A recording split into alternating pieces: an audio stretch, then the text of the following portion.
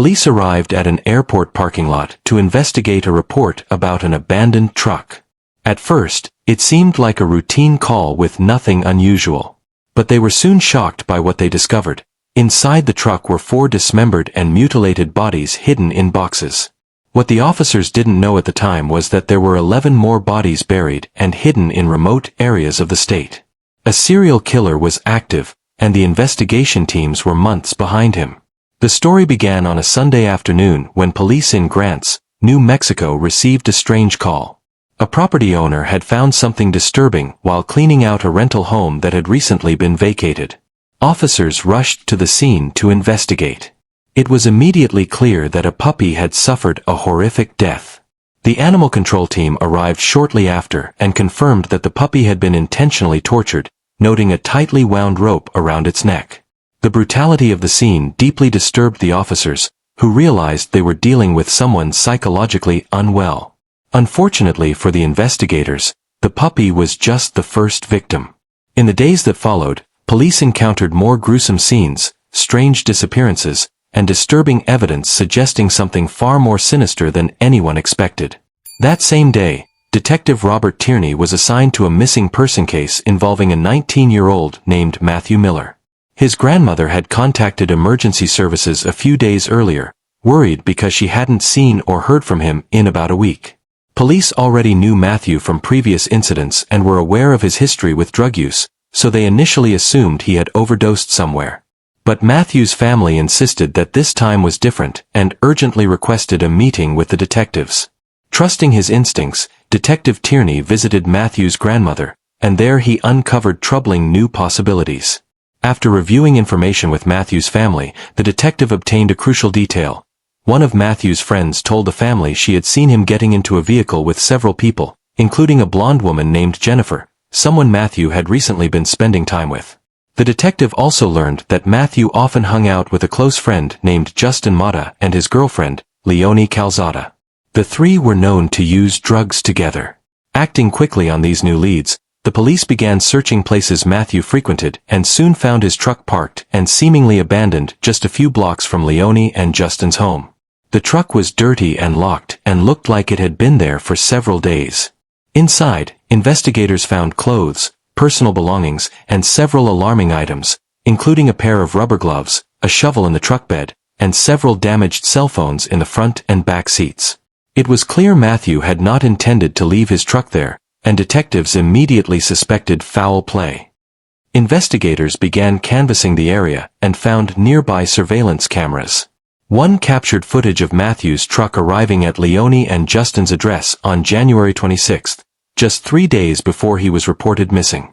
With this disturbing discovery, Detective Tierney knew the next logical step was to speak directly with Matthew's friends, Justin Mata and Leonie Calzada, in hopes they could clarify the situation. But upon arriving at the couple's home, they quickly realized that Matthew wasn't the only one missing. Leonie Calzada, Justin's girlfriend and someone police suspected knew what happened to Matthew, claimed that Justin had also mysteriously disappeared. She hadn't seen him since January 17, almost 2 weeks before Matthew's disappearance was reported. However, police noticed inconsistencies in her story, especially when she insisted she hadn't seen Matthew in nearly a year, despite surveillance footage showing his truck outside her home just days earlier. With suspicions mounting, police searched Leonie's house hoping to find something, or someone, hidden. Despite their efforts, no signs of violence or criminal activity were found. But Detective Tierney couldn't shake the feeling that something was being overlooked. He returned to speak with Leonie again, unaware she was about to reveal a critical piece of information. Leonie disclosed that Justin had recently left with another woman named Jennifer to Arizona to restock on drugs and make some money. With this new detail, Detective Tierney found himself investigating the disappearance of 3 people, Matthew Miller, Justin Mata, and now likely Jennifer as well, without yet realizing how intertwined these cases were. To move forward, Tierney began looking into Jennifer and discovered that she had recently been reported missing by her ex-husband, Shawn Lan. That name was familiar to the detective because just days earlier, police had responded to a disturbing call on Kingman Street, the same property where the tortured puppy was found. The tenants recently evicted from that home were Shawn and Jennifer Lan. Finally, investigators began connecting the dots. 3 people, all linked by drug use and personal relationships, had disappeared within days of one another. Detective Tierney realized it was time to search the neighborhood around Shawn and Jennifer's former home, hoping a neighbor might have seen something suspicious or provide a badly needed lead. That's when they found a neighbor whose security camera was pointed directly at the Lan's former residence. What the detectives saw in the footage finally brought some clarity to the case. Without this neighbor's camera, the investigation might have hit another dead end, highlighting the importance of reliable surveillance systems where every second counts. On January 26th, the footage showed Matthew entering Shawn's house. But he was never seen leaving. Hours later, Shawn was seen driving Matthew's truck. When he returned, he was on foot and alone. There was no sign of Matthew. 2 days later, on January 28th, the same camera recorded someone loading household items into a red Dodge Dakota parked outside the house and then driving away. This footage became a turning point in the investigation. For the first time, there was visual evidence placing Matthew at Jennifer and Shawn's home. With this new lead, the next logical step was clear. Detective Tierney needed to speak directly with Shawn. Only his account could clarify what happened that day, and possibly uncover crucial details about the 3 missing people. The following morning, Detective Tierney contacted Shawn and arranged for a formal interview. What Shawn said next would potentially change the entire course of the case. During the interview, Tierney noticed something odd. Shawn was unervingly calm, especially considering his ex-wife and mother of his 3 children had just gone missing. Tierney began to suspect that Shawn was more than a bystander in this tragedy. He might know much more than he was letting on.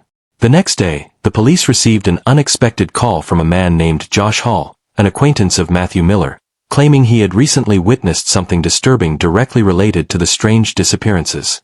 Investigators quickly arranged a meeting with Josh, hoping his account would finally break the case open. Josh said that Shawn had arrived at a woman named Kelly DeSoto's house carrying a bag, which he carefully hid in her attic before leaving for his police interview. After he left, Kelly found the bag, opened it, and discovered a firearm. She handed it over to a man named Danny Lamos, locally known as Dog, who took the weapon and walked off.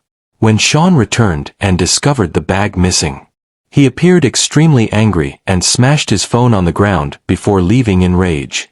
These disturbing allegations immediately raised suspicions about all individuals involved, including 2 new persons of interest, Kelly DeSoto and Daniel Lamos, both of whom were connected to Shawn and Jennifer, according to Josh's account.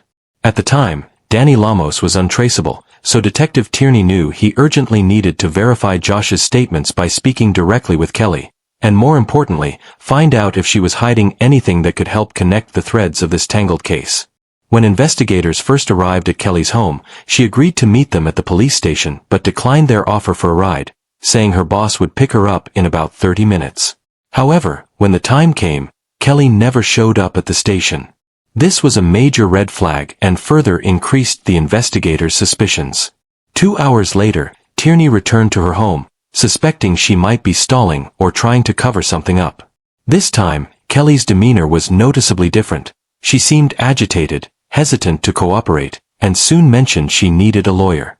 Tierney grew increasingly confident she was hiding important information and decided to press her harder. After some insistence, Kelly admitted that there were several suspicious bags in her storage unit that, according to her, belonged to Shawn.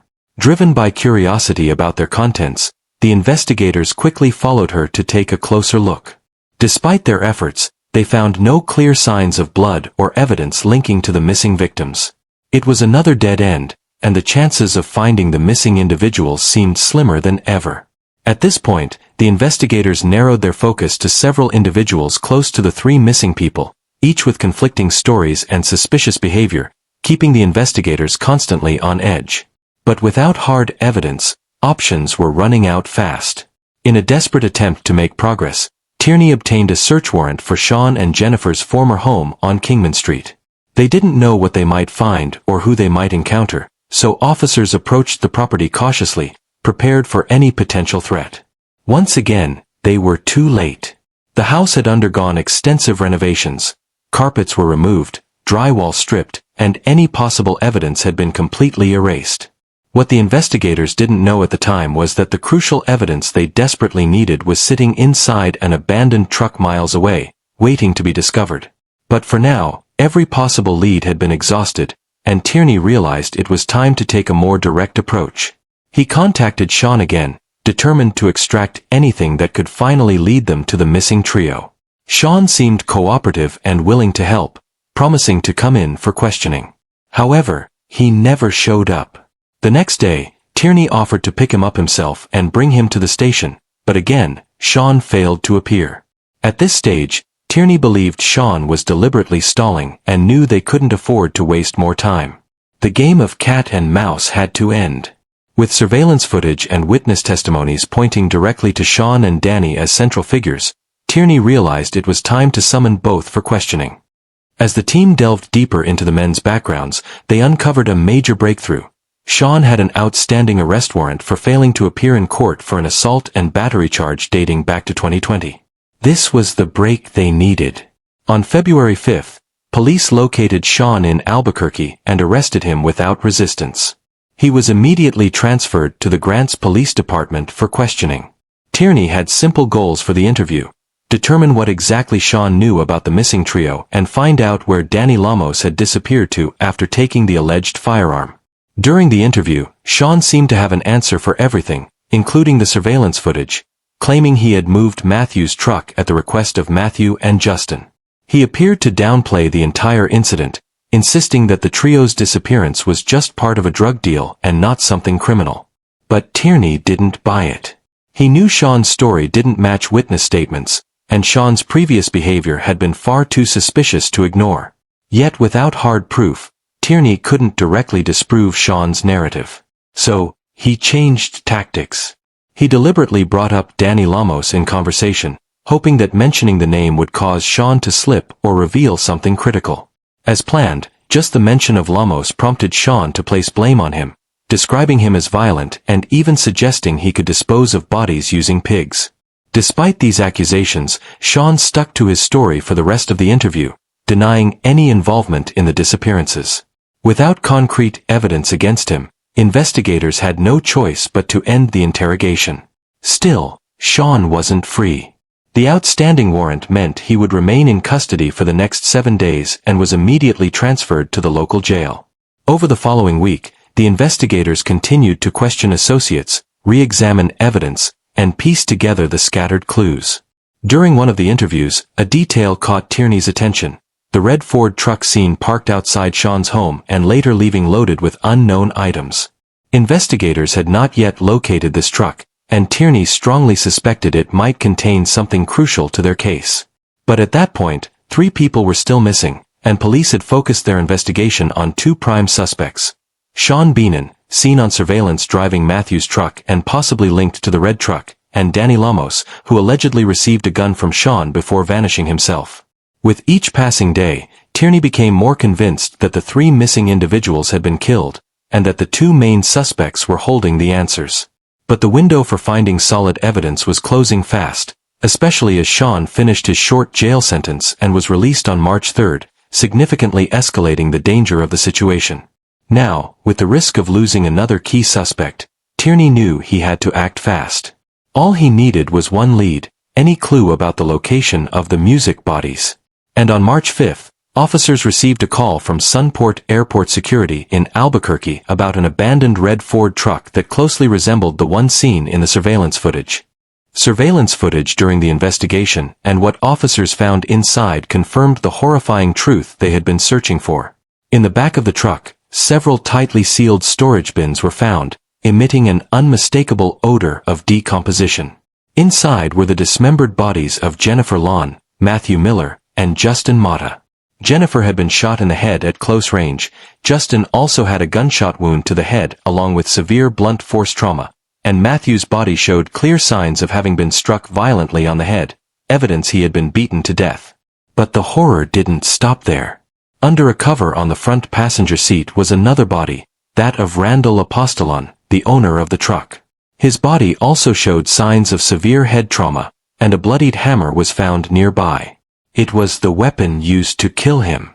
Investigators found more gruesome evidence inside the truck: several knives stained with dried blood, a handsaw, and multiple pairs of latex gloves, all clearly pointing to a premeditated, cold-blooded murder. It was still unclear to investigators why Randall was killed or how his death was connected to the other 3 victims, but they wouldn't have to wait long to find out. Detectives quickly turned to Albuquerque Airport's surveillance cameras, convinced the truck hadn't gotten there by itself. It didn't take long to spot exactly who they were looking for. On March 3, 2021, just 2 days before the gruesome discovery, airport cameras captured Shawn Lan driving the truck into the airport's parking lot, then walking away, leaving behind the bodies of his 4 victims. The killer had been found. It was time to track down and arrest Shawn. That same day, police launched an urgent manhunt, but it was already too late. Shawn had fled Albuquerque and vanished. The U.S. Marshal Service immediately issued a nationwide alert, considering Shawn a real and immediate threat, possibly in the midst of a violent crime spree. Law enforcement agencies in several states joined the chase to catch him before he harmed anyone else. Then, on March 9th, Detective Tierney received a disturbing call. The U.S. Marshals informed him that Shawn Lan was now wanted in connection with yet another murder, this one committed just 1 day earlier in New Jersey. Authorities linked Shawn to the killing of Michael Dubkowski through eyewitness testimony and surveillance footage, placing him at the scene. A quick background check revealed that the victim was not a random target. Dubkowski had known Shawn for years. This was a chilling revelation. It showed that Shawn's violent spree was far from over, and anyone in his circle could be next. Federal agents rapidly tracked Shawn's movements, carefully reviewing surveillance footage and mobile phone data. Finally, on the morning of March 10th, the U.S. Marshals located Shawn in St. Louis, Missouri. He was swiftly apprehended without resistance. Shawn Lan was immediately extradited to New Jersey, finally ending his trail of terror. By that time, the evidence against him was overwhelming. Detectives had more than enough to formally charge him, but there were still critical questions that only Shawn could answer. They needed to understand the real motive behind these horrific crimes, and whether he acted alone or had help covering them up. When Detective Tierney sat face-to-face with Shawn, he expected more lies and evasions. But to his surprise, Shawn didn't resist or deny anything. Instead, he surrendered to his fate, openly confessing that he was tired of running and knew capture was inevitable. In his own words, he just wanted it to be over. What followed was a detailed and chilling confession. Shawn calmly recounted every crime, explaining his twisted motives behind each one. Even more horrifying, just hours after dismembering the bodies and killing Randall so brutally, Shawn had been briefly detained by police on an unrelated warrant and sat in front of Detective Tierney, coldly denying involvement, while the truck filled with corpses sat just a few blocks away. His final victim was his former teacher, Michael Dubkowski. Shawn claimed Dubkowski had sexually abused him as a child and that he believed the man still possessed incriminating photos. When Dubkowski refused to hand over the alleged images, Shawn killed him without hesitation. And just when investigators thought they had heard it all, Shawn made one final, shocking claim. He said there were more bodies yet to be found. According to him, he had killed at least 11 additional people, most of them drug dealers connected to Jennifer, and had hidden their remains in remote areas of Malpais National Monument. Investigators took the claims seriously, but with caution. They knew Shawn was manipulative and prone to blending truth with strategic lies, perhaps trying to influence the outcome of his trial. Despite extensive searches, no additional bodies were found, and Shawn's claims remained unverified. Detectives also opened an investigation into one of the key individuals Shawn had named, Danny Lamos. He was found and arrested by the U.S. Marshals in Albuquerque in late March 2021. When questioned, Danny adamantly denied any involvement and expressed shock that Shawn could commit such brutal crimes. He admitted to taking a gun that Shawn had hidden in Kelly's house but claimed he didn't know it was connected to any murders, and said he had quickly sold it. After thorough investigation and review of all available evidence, detectives ultimately concluded that Shawn acted alone, and Danny, along with the other initial suspects, was cleared of all charges. In October 2022, Shawn pled guilty to the first-degree murder of Michael Dubkowski in New Jersey and was sentenced to 35 years in prison.